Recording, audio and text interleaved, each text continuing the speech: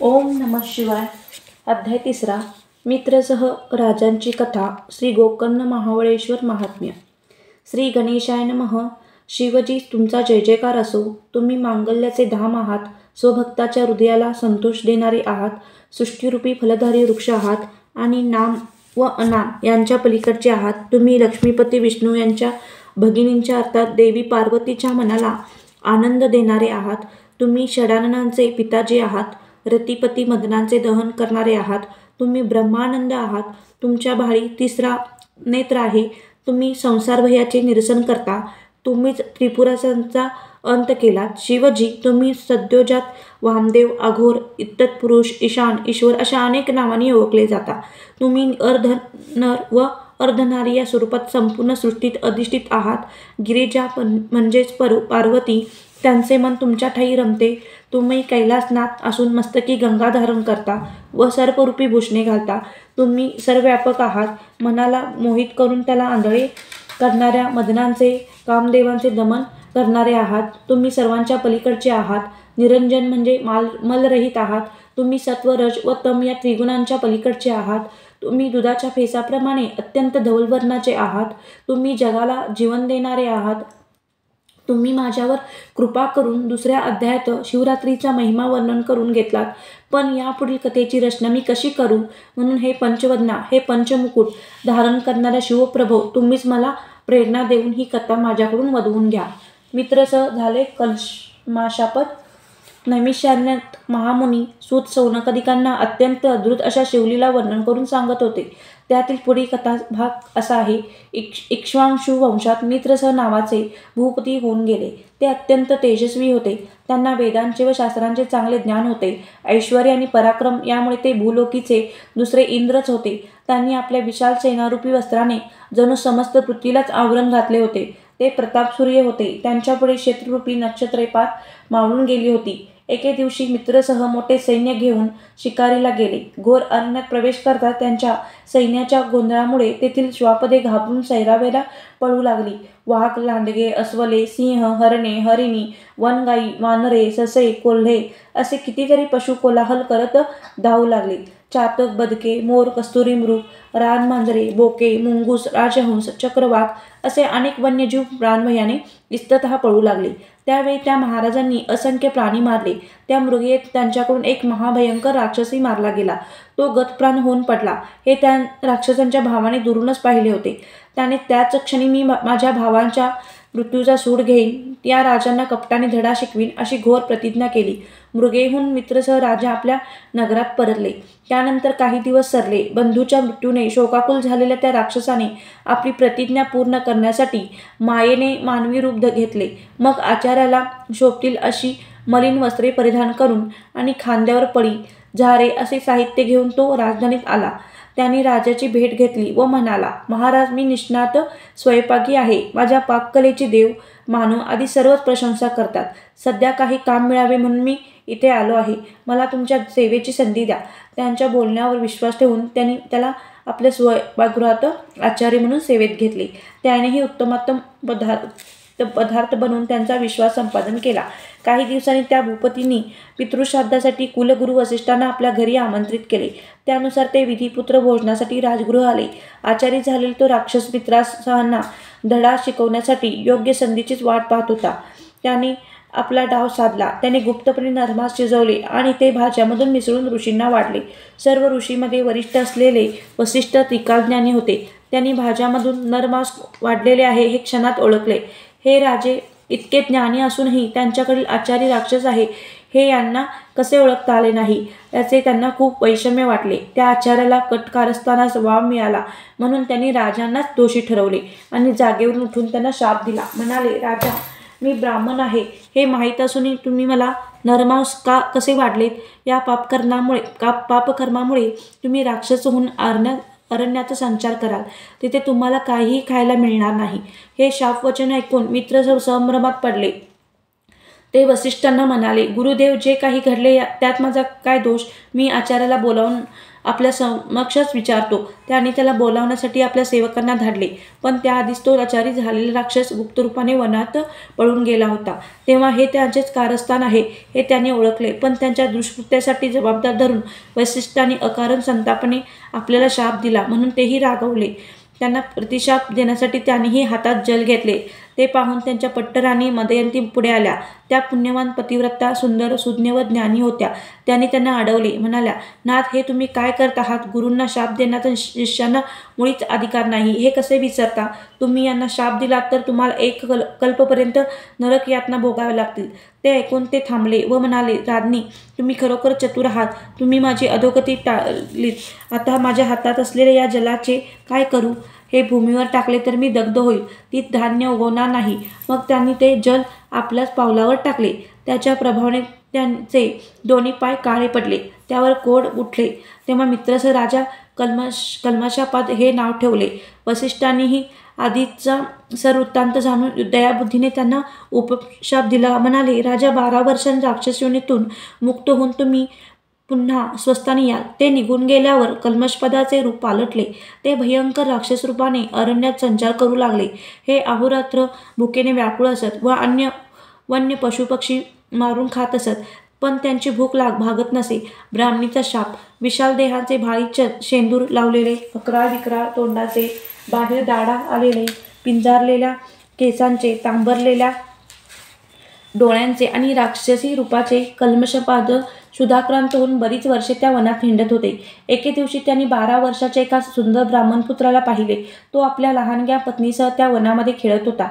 त्यांनी त्या ब्राह्मणपुत्राला खाण्यासाठी पकडले.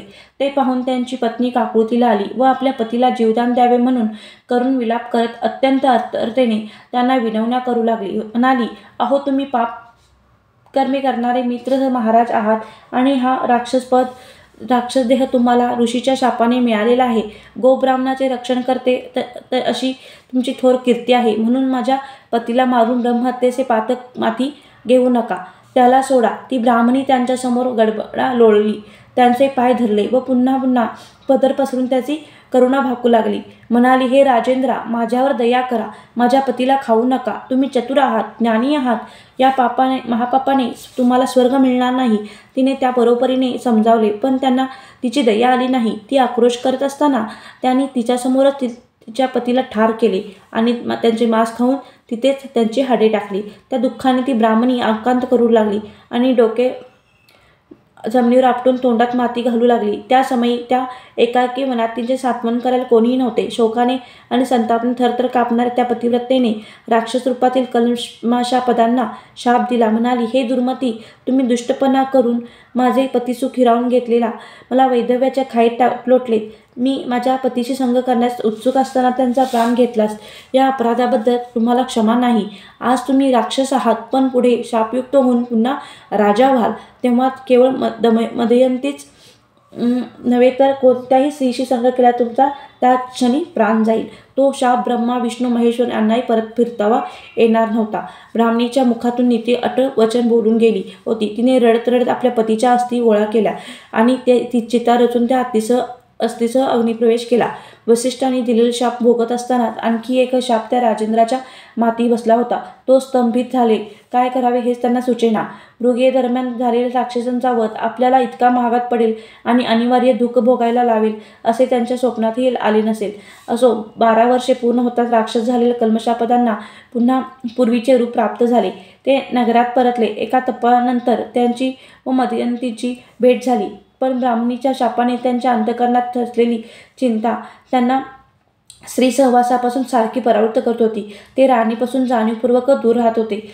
या त्यांच्या वर्तनावरून आपल्या स्वामींचे काहीतरी बिनसले आहे हे चाणाक्ष मदयंतीच्या लक्षात आले. त्यांनी त्याबद्दल विचारणा केली असता राजानेही आपले मन मोकळे केले. वनात घडलेल्या त्या ब्रह्महत्येचा व ब्राह्मणीच्या शापाचा सर्व वृत्तांत त्यांना सांगितला. तेव्हा त्यांच्याही आनंदावर विरजण पडले.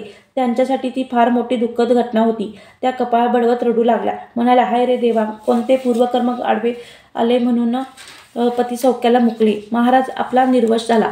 त्यांच्या दुःखाला सारावर उरला नव्हता. पण थोड्या वेळाने स्वतःला सावरून त्या राजांना म्हणाला, नाथ, जे झाले ते झाले. दैवगती कोणाला चुकली आहे. आता मात्र सावध राहा, मनाला आवरा. वासना अतिशय वाईट असते. ती कधी घात करेल त्याचा नेम नाही. म्हणून ब्रह्मचर्य पालन करून स्वतःचा जीव वाचवा. कोणत्याही स्त्रीशी बोलू नका. हे निखाराच्या शय्येवर निजण्यासारखे आहे. मोठे अग्निदिव्य आहे. हे तुम्हाला करावेच लागेल. दिवसामागून दिवस जात होते. मदयंतीचा सहवास लाभूनही कल्मषापद स्त्री सुखाला वंचित झाले होते. त्यांच्या संसाराला काही अर्थच उरला नव्हता. ते अहोरात्र तळमळत होते. केल्या कृत्याचा पश्चाताप वाटून स्वतःला दोष देत होते.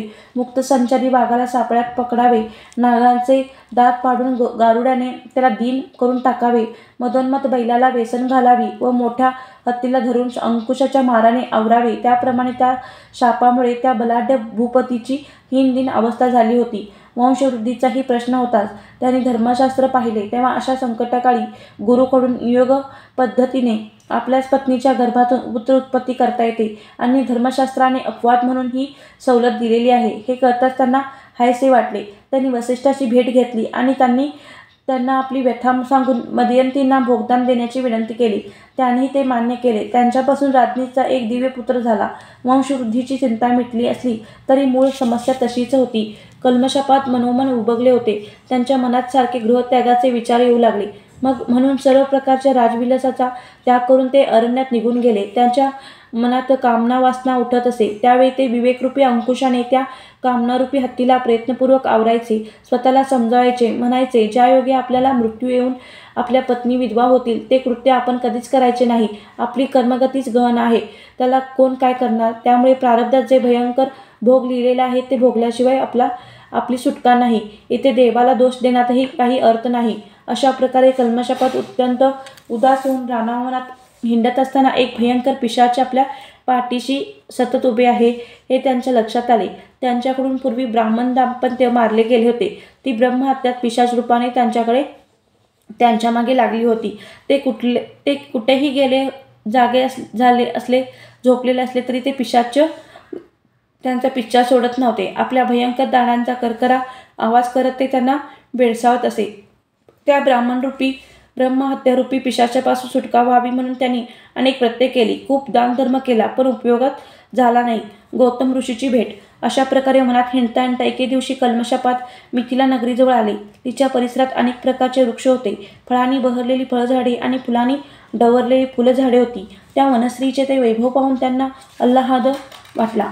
त्यांचा थकवा कुठल्याने कुठे गेला. त्यांना खूप बरे वाटले. पण तिथेही ती ब्रह्महत्या त्यांच्यामागे उभीच होती. तिचे अस्तित्व त्यांच्या मनाला पोखरून टाकत होते. तेवढ्यात त्या ठिकाणी महान तपस्वी गौतम ऋषीचे शिष्यासह आगमन झाले. त्यांच्या येण्याने त्या भूपतीचा जणू भाग्योदयच झाला. गरिबाला गुप्त द्रव्य ठेवा सापडावा, भुकेने व्याकुळलेल्या मनुष्याला दुधाचा समुद्र दिसावा, मरणोन्मुख माणसाला अमृत मिळावे किंवा चिंताग्रस्ताला चिंतामणी सापडावा, तसे झाले. गौतमांना पाहून त्यांना आपल्या सर्व चिंतांचा विसर पडला. त्यांनी पुढे जाऊन त्यांना लोटांगण घातले आणि विनम्रतेने हात जोडले. त्यावेळी त्यांचे हृदय भरून आले होते. ते प्रेमपूर्वक त्यांची स्तुती करू लागले होते. म्हणाले, मुनीश्वर, आज तुमची भेट झाली आणि मी धन्य झालो. संतांचे सहदर्शन झाले तरी सर्व पापांची निष्कृती होते आणि त्यांची कृपादृष्टी पडली तर एखाद्या गरीबही देवराजासारखे महान ऐश्वर्य भोगतो. अधिक काय सांगू. आपल्यासारख्या महात्म्याचा माझ्या दयालोभ हो, हीच विनंती आहे. त्या समय कल्मषापादांना भेटून गौतमांनाही आनंद झाला. त्यांनी त्यांचे क्षेमकुशल विचारले. म्हणाले, राजा, तुमचे राज्य कसे चालले आहे. तुमची प्रजा सुखात आहे ना. तुमचे प्रधान व मंत्री आपापली कर्तव्ये नीट पार पाडत आहेत ना. ब्राह्मण, क्षत्रिय, वैश्य, शूद्र असे चारही वर्णांचे लोक स्वधर्माने वागत आहेत ना. तुमच्या पत्नी, पुत्र, सेवक व पशु हे सर्व सुखरूप आहेत ना. ते म्हणाले, मुनिराज, तुमच्या कृपेने सर्व कुशमंगल आहे. तुम्ही फार दुरून आलेले दिसत आहात. तरीही तुमची आनंदमय वृत्ती पाहून माझ्या मनाला एक नवीन उभारी आली आहे आणि तुमच्या दर्शनाने माझे ब्रह्महत्येचे पातक दूर होईल असा मला विश्वास वाटत आहे. ते गौतम ऋषींना मोठे नवल वाटले. त्यांनी त्यांचे सांत्वन केले. तेव्हा त्यांनीही आपले दुस्तर पूर्वकर्म त्यांना कथन केले. श्री क्षेत्र गोकर्ण महात्म्य. गौतम म्हणाले, राजा, मी गोकर्ण क्षेत्रातून इथे आलो आहे. ते शिवस्थान अत्यंत पवित्र असून त्यांचे महात्म्य कोणालाही वर्णन करता येत नाही. हे क्षेत्र म्हणजे पृथ्वीवरील दुसरे कैलासच आहे. तिथे भगवान शंकर ओंकार रूपाने भवानीसह विराजमान आहेत. देव, दानव आणि किन्नर त्या अर्धमात्रारूप पीठाची नित्य भक्तिभावाने सेवा करतात. तेथील शिवदर्शन ब्रह्मादिकांनाही दुर्लभ आहे. श्री विष्णू लक्ष्मीसह तिथे तपश्चर्या करतात. भक्तवत्सल सांब सदाशिव मृडानीसह पार्वतीसह तिथे नित्य अधिष्ठित आहेत. त्यांच्याबद्दल अधिक काय सांगावे. ते मूर्तिमंत कैवल्य आहेत. कोटी सूर्याच्या एकत्रित प्रभेसारखे महातेजस्वी आहेत. तेथील शोभा काय वर्णन करावी. देवराज इंद्र व ब्रह्मदेवांचे सनकाधिक पुत्र अहोराज तिथेच वास करतात. देववृक्ष पाषाणाची रूपे घेऊन तिथे राहतात. परमज्ञानी व्यास महर्षी तिथे अनुष्ठान करतात. वसिष्ठ, भृगू आणि परशुराम यांनाही तिथेच राहायला आवडते. तिथे शिवदर्शनासाठी नेहमीच गर्दी असते. नारद व तुमरू तिथे शिवलीलांचे गायन करतात. तिथे असलेले देवांचे समुदाय शिव शिव हर हर शिव हर शंकर अशा प्रकारे अत्यंत आनंदाने शिवनामाचा अखंड गजर करतात. ऋषी देवघोष करतात. अष्टनायिका नृत्य करतात. तर गंधर्व आपल्या सुश्राव्य गायनाने त्या महेश्वरांना तोषावतात. गोकर्ण हे अतिशय उत्तम, तेजोमय व गूढरम्य स्थान आहे. त्याचा परिसर नानाविध वृक्ष वल्लींनी संपन्न व रमणीय आहे. तेथील शिवालय शुभ्र लखलखीत सिंहासन आहे. त्याची 4ही महाद्वारे रत्नखचित आहेत. पूर्वद्वारावर ऐरावतावर आरूढ देवराज इंद्र आहेत. यमराज दक्षिणद्वाराचे रक्षण करतात. पश्चिमद्वारी वरुण तर उत्तरेच्या द्वारावर शिवजीचे परमपवित्र कुबेर रक्षणार्थ उभे आहेत. कर्पूरगौर व भवानी यांचे हे निवासस्थान म्हणजे संतांचे व साधकाचे माहेरघर आहे. त्या महाप्रभूंच्या मूर्तीचे ध्यान करावे.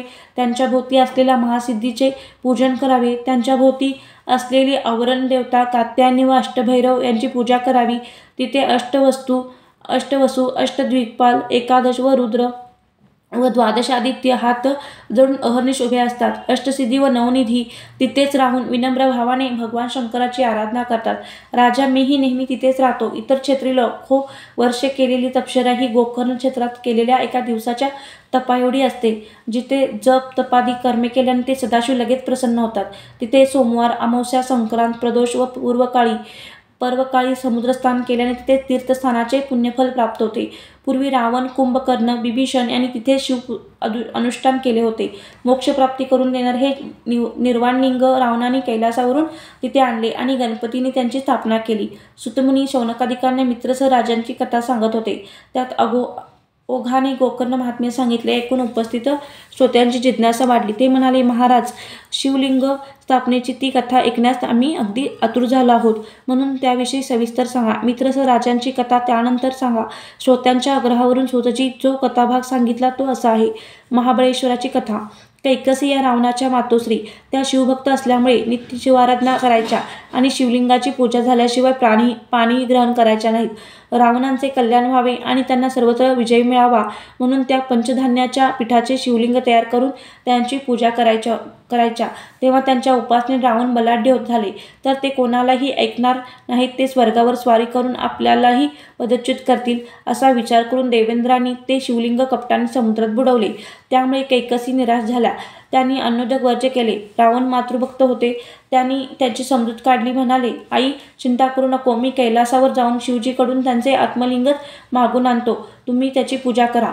रावण 14 विद्या व 64 कलामध्ये पारंगत होते. त्याने वेदांचे विभागावर अध्ययन करून सारे ज्ञान मिळवले होते. तेही शिवभक्त होते. शिवजींना प्रिय होते. मातोश्रींना शब्द दिल्याप्रमाणे ते कैलासावर गेले. तिथे दीर्घकाळ घोर तपश्चर्या केली. मग शिवप्रभूंना प्रसन्न करून घेण्यासाठी प्रेमपूर्वक अद्भुत गायन केले. त्यासाठी स्वहस्ते आपले मस्तक छेदले. शिरा काढून त्यांच्या स्वरयुक्त तारा बनवल्या. त्या वाद्यांना जोडून राग, रागिण्या व उपराग यांचे शस्त्रोक्त गायन केले. मूर्छांना कंपन आदींनी युक्त सप्त स्वर तालबद्ध असे दिव्य संगीत गायले. नानाविध गद्य, पद्य, रचना, गीते, स्तोत्रे वेगवेगळ्या शैलीमध्ये म्हटली. शिवलीलांचे वर्णन केले. शिवनामाचा अखंड जप केला. त्यांनी प्रेमपूर्वक केलेल्या त्या उत्कट आराधनेने व तपश्चर्येने शिवजी प्रसन्न झाले आणि त्यांच्या सन्मुख प्रकट होऊन म्हणाले, दशानन, तुमची सेवाभक्ती पाहून मी अत्यंत संतुष्ट झालो आहे. तरी इच्छित वर मागून घ्या. ते म्हणाले, भगवान, मला तुमचे आत्मस्वरूप लिंग द्या. तसे त्रिभुवनातील नितांत सुंदर अशी स्त्रीही द्या. तेव्हा उदारमूर्ती शिवजींनी निजभक्ताचे मनोरथ पूर्ण होण्यासाठी आपल्या हृदयातून अत्यंत वैदिप्यमान असे आत्मलिंग काढून रावणाच्या हाती दिले. त्याच्या औदार्याची ती परिसीमाच होती. त्या दिव्य आत्मलिंगाबद्दल काय सांगावे. ते लिंग म्हणजे ब्रह्मानंदरूपी रसाचे ओतीव साकार रूप. ब्रह्मादिकांनी अतर्क्य व अप्राप्य मुनिजनांचे ध्येय, सनकादिकांचे पूज्य दैवत, वेद, शास्त्रे व पुराणे त्यांचे महात्म्य आवडीने सांगतात. ते लिंग म्हणजे त्रिगुणातीत परब्रह्म, अज, अजित, अनाम, सत, चित, आनंदाचे निधान, योग्याचे विश्रांतीस्थान, परम शांतिरूप निर्वाणधाम, साक्षात मोक्ष, ज्यानी इच्छा मात्रे चित्र विचित्र अनंत ब्रह्मांडे रचली, ज्याच्याविषयी बोलताना वेद व शास्त्रे वादविवाद करून मौनावली, त्यांचे हे निजरूप सहरूप सहस्रावधी बालरवीप्रमाणे अत्यंत तेजस्वी प्रभा असलेले ते पुरातन दिव्यलिंग रावणाने आदरपूर्वक आपल्या हाती घेतले. त्यानंतर शिवजीपुढे नतमस्तक होऊन ते म्हणाले, प्रभू त्रिलोचन, तुम्ही त्रिदोषाचे शमन करणारे आहात, सर्वोत्तम आहात, सच्चित आनंदस्वरूप आहात आणि नाम अनाम यांच्या पलीकडचे आहात. तुम्ही माझी पहिली इच्छा पुरवलीत. आता मला त्रिगुणात अत्यंत सुंदर, लावण्य सागरातील अनुपम रत्न व अपर्णाची दुसरी प्रतिमा अशी स्त्री द्या. त्यावर ते म्हणाले, वत्स्य, यांच्यासारखी दुसरी सुंदर स्त्री निर्माण करणे ब्रह्मदेवांनाही शक्य नाही, म्हणून तुम्ही त्यांनाच घेऊन जा. रावणांचाही तेच हवे होते. अपर्णा मिळाल्याने त्यांना खूप आनंद झाला. त्यांनी त्या आपल्या खांद्यावर घेतले व एका हातीचे दिव्य आत्मलिंग घेऊन दक्षिणेकडे निघाले. शंभू महादेवांची लीला अतर्क्य आहे हे पार्वतीने चांगले ठाऊक होते. त्यांनी त्यांना दशाननासमवेत पाठवले असले तरी लिंगरूपात ते त्यांच्याबरोबरच होते. तसेच या घटनेतून पुढे काहीतरी चांगलेच घडणार आहे याची जाणीव असल्यामुळे त्या रावणासमवेत निघाल्या होत्या. ते दृश्य पाहून देवामध्ये मोठी खळबळ माजली. हे काय विपरीत झाले या विचाराने गजानन, स्कंद, कार्तिकीय, वीरभद्र, नंदी, शिवपरिवारातील सर्वच अक्षरशः तळमळू लागले. ते अगदी होऊन शिवजींना म्हणाले, देवा, हे हो कसले औदार्य, निजभक्तांना भवानीच देऊन टाकलात. तेव्हा त्यांची चिंतामग्न अवस्था पाहून ते प्रभू हसून म्हणाले, अहो, काळजी कसली करता, ते वैकुंठनाथ भवानींचे बंधू आहेत. आपल्या भगिनींचा कैवार घेऊन ते आता धावत येतील पहा. त्यावर गजानन षडानन काय बोलणार, ते गप्पच राहिले. इकडे रावणाबरोबर जाताना भवानी मनोन्मन भगवान विष्णूचा धावा करत होत्या. हे विष्णू, हे पद्मजातात, लवकर धावा. हे लक्ष्मीपते, हे कमलनयना, हे वेदशास्त्रांना वंदनीय असणाऱ्या नारायणा, हे सुहास्यवदना, हे नीलो मेघासमान कांती असणाऱ्या वैकुंठनाथा, सत्वर धावत या, मला सोडवा. तुम्ही मधु, कैटंब, नरकासुर, मूर आदी दैत्यांचा वध केलात. भक्तांच्या रक्षणासाठी 10 अवतार घेतले. हे पती, हे पितांबरधारी जनार्दना, तुम्ही जगद्गुरू आहात. मदनांचा अंत करणाऱ्या माझ्या पतिदेवांच्या अर्थात शिवजींच्या मनाला आनंद देणारे आहात. हे प्रद्युम्नाथ श्रीहरी, तुम्ही दुष्ट असुरांचा नाश करणारे आहात. अत्यंत उदार आहात, म्हणून माझी अर्थता जाणून विलंबत धावत या. आता तुम्हीच माझे सहकर्ते आहात. तेव्हा पार्वतीची ती आर्त हाक ऐकून भगवान विष्णू वेगाने धावले.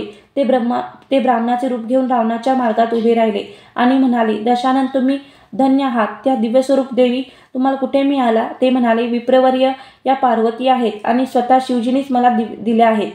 तेव्हा ब्राह्मणरूपी श्रीहरी म्हणाले, काय पार्वती, तुमची फसगत तर झाली नाही ना? त्या तर अप्रतिम लावण्यवती आहेत आणि या किती कुरूप आहेत पाहिलेस का? ते ऐकून रावण संभ्रमात पडले. त्यांनी पार्वतीकडे पाहिले. त्यांचे स्वरूप पाहून त्यांना मोठा धक्का बसला. आपण अद्वितीय सौंदर्यवती अपर्णांना नेत नसून एका दंतहीन गाल बसलेल्या भुवयांना आठ्या पडलेला अत्यंत अमंगळ अशा म्हातारीचा भार वाहत आहोत हे लक्षात येतात त्यांनी तिला पटकन खाली उतरवले आणि तरातरा चालत शिवजीकडे निघाले. त्यांची फसगत पाहून श्रीहरींना हसू आवरेना. त्यांनी देवी पार्वतीची त्याच ठिकाणी त्याच स्वरूपात शक्तिपीठ भद्रकाली म्हणून स्थापना केली आणि ते वैकुंठात परतले. रावण शिवजीकडे गेले आणि म्हणाले, देवा, मी तुमच्याकडे काय मागितले आणि तुम्ही मला काय दिलेत? माझी अशी फसवणूक का केलीत? अपर्णा देतो असे सांगून एका अमंगल वृद्धा दिलीत. तुम्हाला काय म्हणावे? ते ऐकून त्यांना हसू आले. ते म्हणाले, अहो, अपर्णा मोठ्या मायावी आहेत. त्यांच्या कर्तृत्वाचा भल्याभल्यांना थांग लागला नाही. त्या तुम्हाला कशा सांभाळता येतील? त्या अनंत ब्रह्मांडाचे साम्राज्य उभे करून दाखवतील आणि क्षणार्धात नाहीसे करतील. आता मी काय सांगतो ऐका. अपर्णासारखी सुंदर स्त्री एक विष्णूच निर्माण करू शकतात. त्यांनी आपल्या अंगावरील मळापासून स्वहस्ते तशा त्रिभुवन सुंदरी नारी निर्माण केल्या असून त्यांनी मयासुरांची कन्या म्हणून जन्म घेतला आहे. त्यांचे नाव मंदोदरी. त्यांच्यासारखी लावण्यवती पृथ्वीतलावर शोधूनही सापडणार नाही. त्यांच्या अंग सुवादाने मुग्ध होऊन सर्पही त्यांच्याकडे धावत येतात. त्या अत्यंत सुलक्षणी आहेत. त्या तुमच्या पट्टराणी होतील. त्या पतिव्रता म्हणजे पातिव्रत्य धर्माचे निष्ठेने पालन करणाऱ्या असतील. मयासुर त्यांचे विधिवत कन्यादान करतील. त्यावेळी ते 7 कोटी मंत्राचे गूढ सामर्थ्य असलेले एक महासंहारक शक्ती तुम्हाला आदन म्हणून देतील. त्या शक्तीचा प्रयोग तुम्ही निर्वाणीच्या युद्धप्रसंगी महाबलाढ्य शत्रूवर करावा. ते ऐकून रावणाचे समाधान झाले. शिवलिंग घेऊन ते मार्गक्रमण करू लागले. इकडे देवानी गणपतीची भेट घेतली व त्यांची स्तुती करून म्हणाले, देवा एकदंता तुम्ही सर्व अरिष्टांचे निर्मूलन करणारे आहात. तुमच्या पिताजींचे आत्मस्वरूप दिव्यलिंग एका असुराच्या हाती लागणे हा आम्हा सर्वांच्या दृष्टीने घोर चिंतेचा विषय आहे, हे तुम्ही जाणता. ते लिंग तुम्ही सोडवून आणा. त्यांची अक्षय स्थापना करा. ती विनंती मान्य करून गणपती त्वरेने कामगिरीवर निघाले. ते गुराख्याचे रूप घेऊन रावणाच्या मार्गात गायी राखू लागले. त्याचवेळी ईश्वरी मायेने रावणांना लघुशंकेला जाण्याची निकड उत्पन्न झाली. मूत्र तुंबल्यामुळे त्यांच्या पोटाला तडस लागली होती.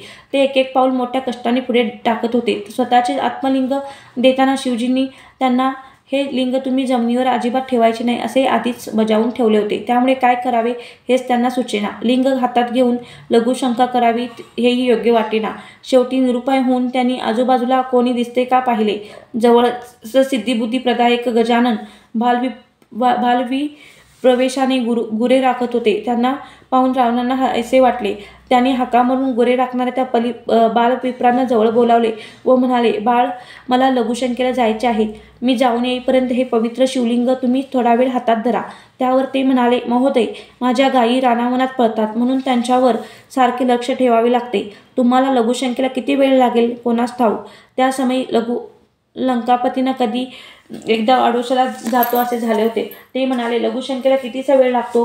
मी लगेच जाऊन येतो. ते म्हणाले, ते काही मला माहीत नाही. तुम्हाला वेळ लागल्यास मी 3 हाका मारीन. त्या ऐकून हे तुम्ही आला नाहीत तर मात्र हे लिंग मी जमिनीवर ठेवीन. ते मान्य करून त्यांनी ते आत्मलिंग त्या विप्राकडे दिले आणि दूर जाऊन आडोशाच्या जागी लघुशंकेला बसले.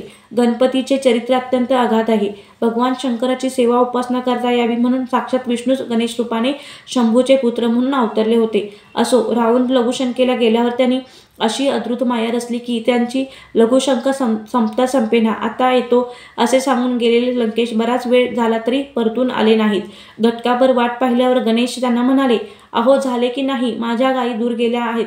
लवकर या. रावणाने हात हलवून त्यांना थांबण्यास सांगितले. घटकापर्यंत त्यांनी पुन्हा हाक मारली पण ते आले नाहीत. तिसरी घटका सरत आली तरीही पंडितांशी वाद घालताना पाखंडे ऐकत नाहीत. तसे रावणाचे मूत्रविसर्जन संपेना. शेवटी आणखी एक हाक मारून गणपती म्हणाले, अहो, तुमची वाट पाहून मी कंटाळलो आहे. तुम्हाला आणखी उशीर झाला तर माझ्या गायी भरकटतील. आता हे शिवलिंग तुम्ही सांभाळा. मी चाललो.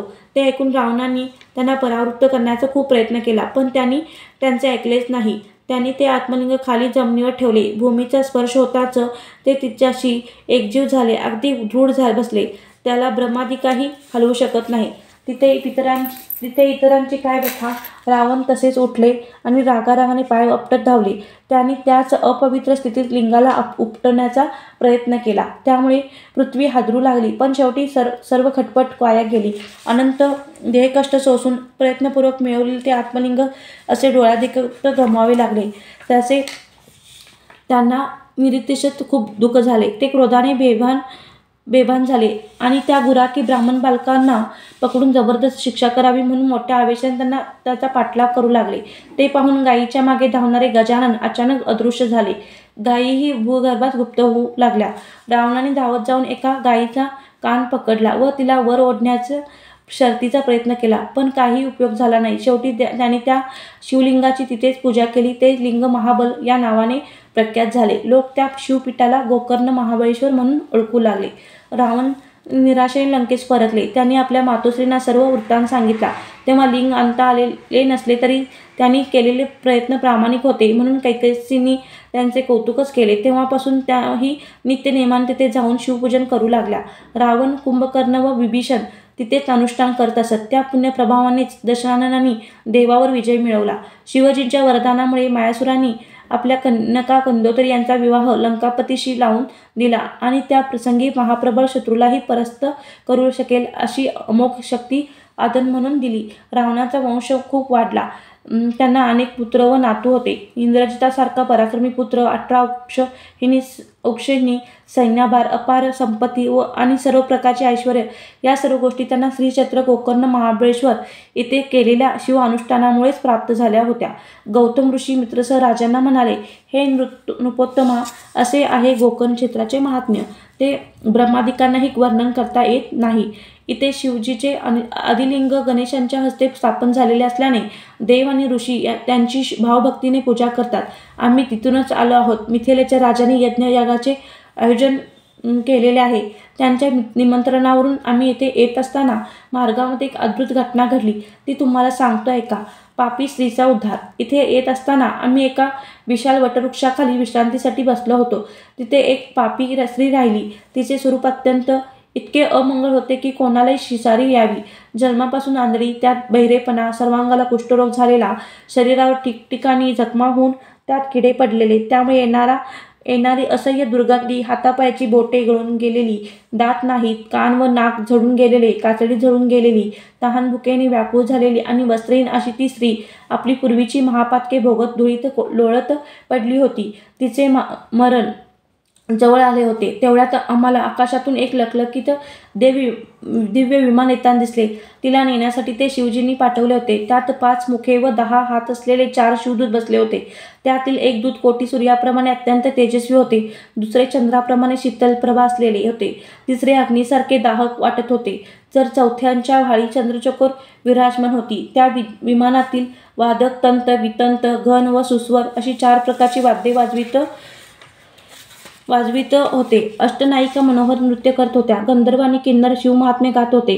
ते पाहून आम्हाला मोठे नवल वाटले. मी त्यांना विचारले, काय हो, हे दिव्य विमान घेऊन तुम्ही कोणाचा उद्धार करण्यासाठी आला आहात? शिवदूत म्हणाले, आम्ही आमचे स्वामी भगवान शंकर यांच्या आज्ञेने त्या स्त्रीला शिवलोकी नेण्यासाठी आलो आहोत. हे ऐकून मला आश्चर्याचा धक्काच बसला.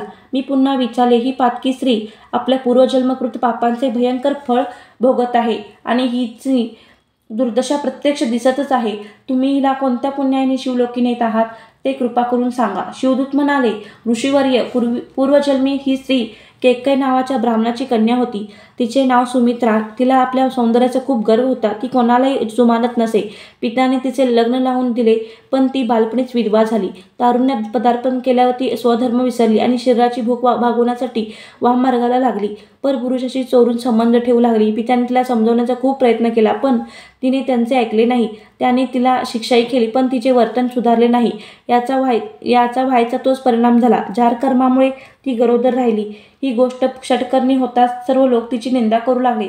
तिच्या दुर्व्यवहाराला कंटाळलेल्या बापाने शेवटी तिला घराबाहेर काढले. डोक्यावर छप्पर नाही, माहेरचा आधार तुटलेला, आप्तस्वकीयांनी पाठ फिरवली, अशा परिस्थिती आश्रमासाठी वणवण हिंडू लागली. तिने स्वदेश सोडला. दुसऱ्या प्रांतातील एका श्रीमंतपणहीन व्यक्तीने तिला आश्रय दिला.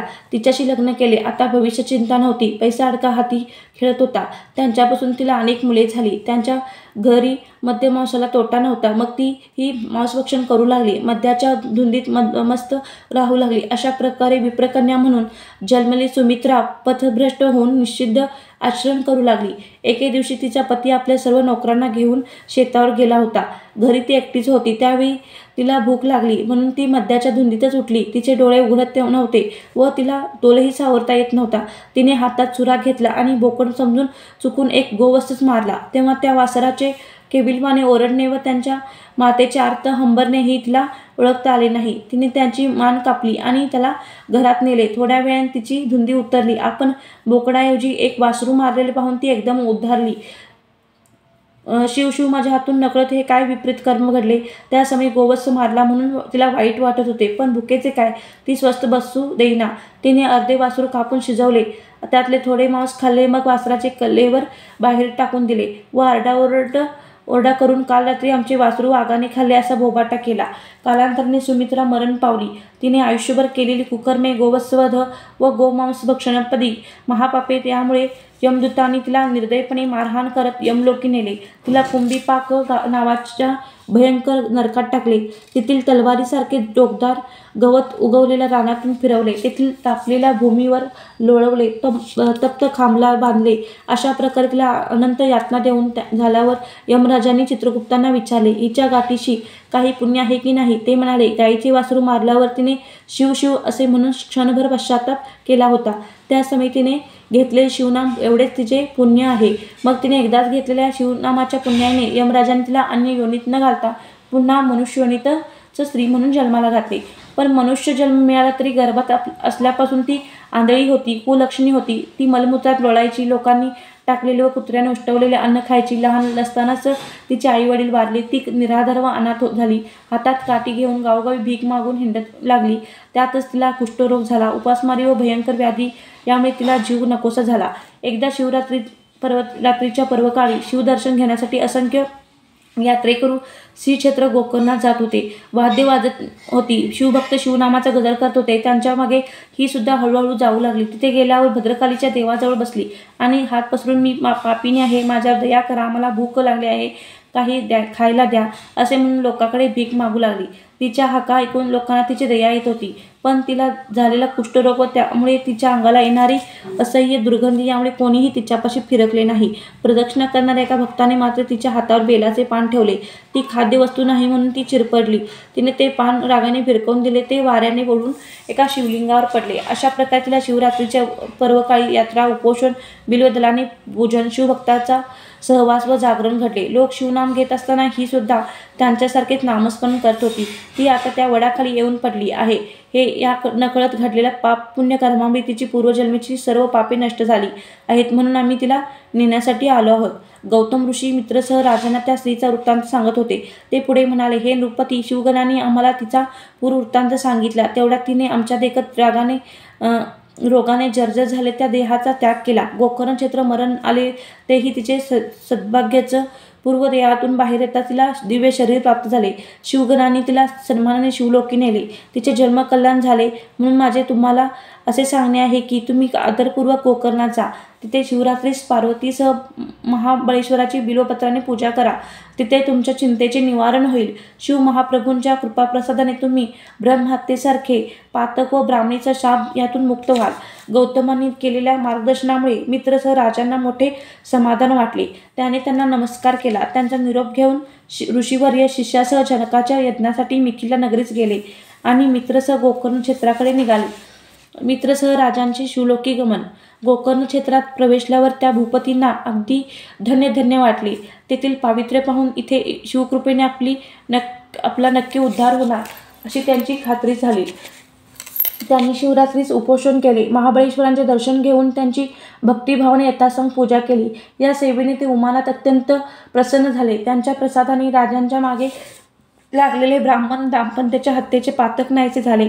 ते निर्दोष झाले. त्यांचे मन प्रपंचाला उबगले होते आणि आपल्याला शिवचरणी आश्रय मिळावा ही इच्छा दृढ झाली होती. त्यांचे मनोगत जाणून भगवान शंकराने त्यांना नेण्यासाठी कैलासावरून दिव्य विमान पाठवले.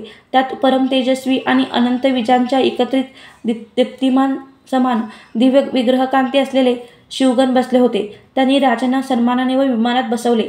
त्यावेळी त्यांनाही त्या शिवगणासारखाच 5 मुखे व 10 हात असलेला नवा स्वर्गीय देह प्राप्त झाला. देव त्यांच्यावर दिव्य पुष्पहारांचा वर्षाव करू लागले. अनंत प्रकारच्या मंगलवाद्यांच्या निनादाने आसमत भरून गेला. अशा प्रकारे मित्रसह राजांना शिवस्वरूप प्राप्त झाले. इंद्र चंद्रिकादिकांची स्थाने ओलांडून शिवगणांनी त्यांना शिवलोकी नेले. श्रोते हो, असा आहे शिवरात्री व्रताचा महिमा, असा आहे गोकर्ण क्षेत्राचा महिमा. धन्य ते शिवमंदिर. तेथे शिवजींचे आत्मलिंग दीनपतितांच्या उद्धारासाठी सदैव अधिष्ठित आहे. त्यांच्या पूजनाने राजांना स्वरूपता मुक्ती मिळाली. कवी श्रीधर म्हणतात, ज्याने हा इतिहास सांगितला ते गौतम ऋषी खरोखरच धन्य आहोत. तुम्ही सर्व सज्जनांनी तो आदरपूर्वक ऐकला म्हणून तुम्ही धन्य आहात. हंस जसे मानस सरोवराला वेढून बसलेले असतात, साधक जसे इष्टदेवतांच्या सोबती बसतात, तसे तुम्ही सर्व श्रोते शोभत आहात. तुम्ही अवधानरूपी दिव्य अलंकार देऊन या श्रीधरांचा गौरव करा. हे ब्रह्मानंद स्वरूप आदिपुरुषा, हे भीमा नदीच्या तीरी वास करणाऱ्या पांडुरंगा, हे श्रीधर कवीला वरदान देणाऱ्या कैलासनाथा, यापुढील सुरस कथाभाग तुम्ही माझ्याकडून वधवून घ्या. स्कंद पुराणातील ब्रह्मोत्तर खंडात असलेला श्री शिवलीलामृत हा एक महान ग्रंथ आहे. हा त्याचा 3रा अध्याय अतिशय गोड आहे. सज्जनाने याचे अखंड श्रवण करावे अशी प्रार्थना आहे. अध्याय 3 समाप्त. श्री सांब सदाशिवार्पण नमस्तु. ओम नमः शिवाय. ओम नमः शिवाय.